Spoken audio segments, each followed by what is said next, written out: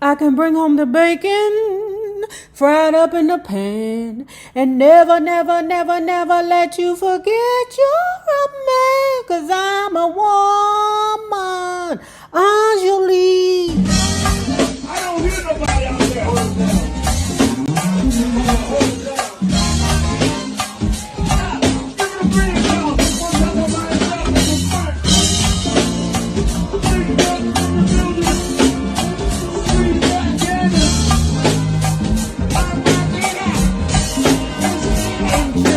Distinct events happened in Phyllis's career that clearly illustrated her internal struggles and the dueling personalities inside her. The first occurred on June 14th when Phyllis was honored at the 5th annual New York Women's Jazz Festival. She appeared on the cover of the conference booklet, Catalyst, alongside jazz veteran and fellow honorees Shirley Horn, Dakota Staton, Sarah Vaughan, and others. But in her next cover story, folks would see a different side of Phyllis. No stranger to men's magazines, Phyllis had in fact appeared on the cover of Players no less than 3 times. But folks in the industry were still surprised when Phyllis, who only a year prior had declared that she hoped her image projected a morally righteous aspect, agreed to pose naked for OUI. I don't know what that pronounces, but why the fuck you ninjas ain't tell me that the Phyllis round here showing them titties? Why y'all ain't tell me that? I didn't know that Phyllis Hyman had a nudie picture. When the hell did this happen? Was I even born? Yes, I was born.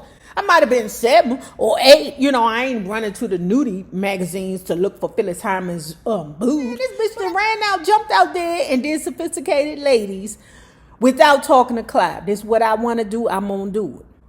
Now I'm finna jump out here and show the men's and go to the men's magazines and show my boobies.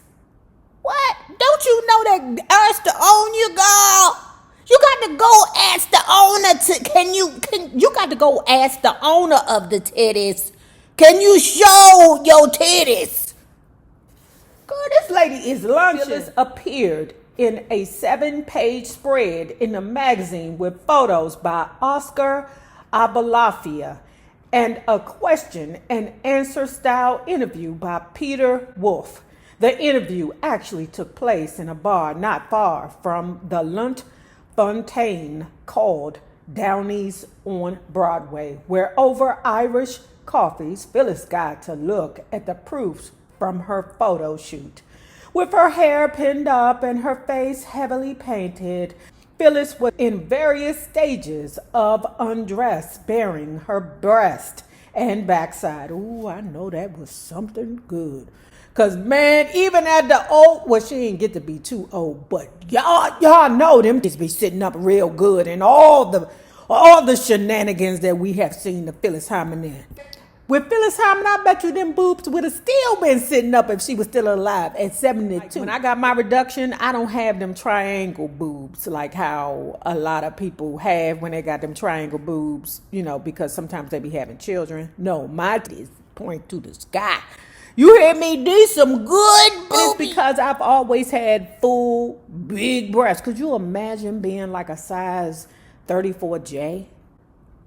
J, girl. J. But whatever size them boobies was that Phyllis had, them blickers was good.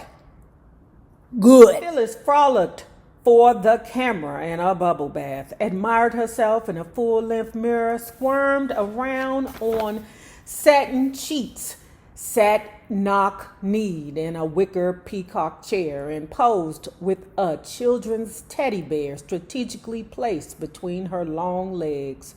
During the interview, Phyllis spoke about her take on adult magazines and her reasons for doing the shoot, which she confessed required a bit of libational lubrication to get through. Stop it, girl. Everybody know that your ass was drunk and high all the time, girl. Shoot. Sh0cking, who was mortified when she learned that Phyllis had bared it all, thought that all the alcohol nearly constituted coercion. The understanding was that she was not going to do nude, Eldridge said. I think they started drinking and everybody just got kind of loose. I got a call the next day and I said, oh no. The OE or the OUI piece would do Phyllis's career no favors. Bad move, said Sid Marr. But I've got to take the rap because one way or another, when you're managing somebody, you take the rap for good and bad. I tried to talk her out of it, especially when I saw the shots. It didn't help her. It hurt her. It's a concern, okay? Phyllis around here singing jingles, all right? Jingles. You know them jingles? I don't want to grow up. I'm a Toys R Us kid. There's a million toys at Toys R Us that I can play with. Jingles. Jingle. Who wears short shorts? We wear short shorts. If you dare go Barry, grab some there to wear short shorts. Something like that. That's a jingle. I can bring home the bacon, fried up in the pan, and never, never, never, never let you forget you're a man, 'cause I'm a woman. Anjali. She had a contract to do a jingle. Right. In the contract, there's always a morality clause. Wait a minute. You can't be around here singing jingles for us and showing them tatas. All right? That's a concern. We paying you money to keep them tatas. We had a deal with Clairol, and once that magazine came out, Clairol just squashed the contract, said C. I'm gonna wash that gray right out of my hair. I'm gonna wash that gray right out of my hair. So I washed that gray right out of my hair. We had a deal with Clairol, and once that magazine came out, Clairol just squashed the contract, said Sid. Through her agent at the William Morris Agency, Phyllis accused Clairol of anticipatory breach of contract for canceling the performances, for which she was scheduled to earn $5,000 per show plus expenses. But word came back from Clairol through a memo from the Phyllis and Belding advertising agency that it was Phyllis who was in breach. Phyllis had violated the contract's morality clause. See, you ain't about to be round here singing shiz and you got your boobs all over the Tata store. The Clairol contract wasn't all that was squashed as a result of the spread. Marr nearly lost his marriage after Phyllis mentioned in the article that he had been dancing with another man when she first met him in Miami back in 1975.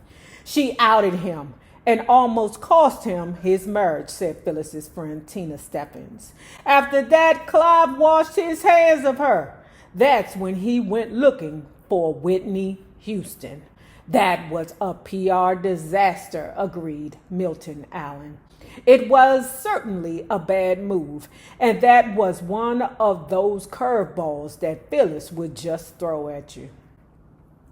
Yeah, she's a mess. In the midst of the OE, scandal, Phyllis flew to London to perform in the sacred music of Duke Ellington, a televised special featuring Ellington's gospel works that would later be released on video cassette by MGM Home Videos. The only member of the Sophisticated Ladies cast invited to be a part of the special. Phyllis, dressed in a white fur-trimmed Tony Chase gown, sang two songs, Tell Me It's the Truth and an Ellington-arranged version of the Lord's Prayer. Phyllis took some more time off from Sophisticated Ladies as summer 1982 wound to a close. Sheila Eldridge had gotten Phyllis booked back on The Tonight Show with Johnny Carson, based on the continued success of the show. Getting there, though, turned out to be quite a task. They wouldn't let her off, said Eldridge. She had to leave the morning of the taping because they would not let her off. I remember fighting with the producer saying, look, this is a great opportunity for both the play and Phyllis. But Phyllis had missed a lot of shows. Phyllis's flight to Los Angeles was delayed. And once she finally landed, her driver was also running behind schedule to meet her. That was one of the most horrifying experiences of my life, Eldridge said. I had worked hard to get her on the Tonight Show, but by the time the car picked her up and got her to the studio, it was too late for rehearsal, and they were getting ready to start taping. It was a big opportunity, and she was devastated. Tina Stephens, who met up with Phyllis in LA, did not recall it that way. The Johnny Carson show was a big thing, but for Phyllis, it was no big deal. Let's go to Hamburger Hamlet. You never knew what would faze her. You would expect her to just blow the roof off the car and be impossible. And she's like, hey, shit's happened. That's what you do when you be on drugs. When you around there taking the dolls. This is not taken away from her creativity. All right? I will never take away her creative contributions to the universe. But that lady was a piece of work. You hear me?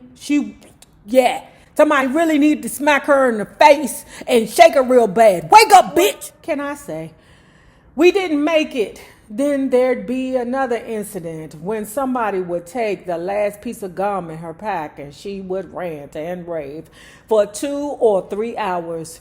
You just never knew what was going to set her off. Devastated or not, Phyllis needn't have worried with Eldridge on a job. I made a promise to her that I'd have her booked back on that show within 2 weeks. And within the next 2 weeks, she was on the show. One thing Sophisticated Ladies had offered Phyllis was the chance to party and party hard. And Sid soon learned that Phyllis had picked up some nasty habits. She got involved in some bad stuff, said Sid. Booger sugar. She could not break that habit. We'd go on the road for the weekend. We had a bus and we'd do 2 or 3 cities over the weekend. On the way back, as we were dropping her off at 5 or 6 in the morning, she'd say to me, I need $1,000. Sid would beg Phyllis not to take the money, not to take the booger sugar. But Phyllis always remained insistent. She'd get insulting and tell me it's my money. You know what, baby? Sid would answer, it's your money. You right. Take it. The more Phyllis indulged, the riskier her behavior became. I remember being on the way to the Dorothy Chandler Pavilion in Los Angeles, and she was freebasing in the back of the limo, recalled Tina Stephens. I thought this driver is going to call the police on us. Then later she did it in the dressing room with an off-duty police officer stationed at her door. When Phyllis was freebasing, the only thing that mattered to her was her high. She would use till her stash was exhausted. Then come morning, she was useless. She was incredibly self-destructive, Tina said. She had demons that could not be controlled. In December of 1983, Phyllis again took time off from Sophisticated Ladies to go gig. This time, she played 3 nights at the historic Uptown Theater in Philadelphia. Between doing 8 shows a week and using substantial amounts of booger sugar, Phyllis was worn out. And there was no hiding it. Hollywood,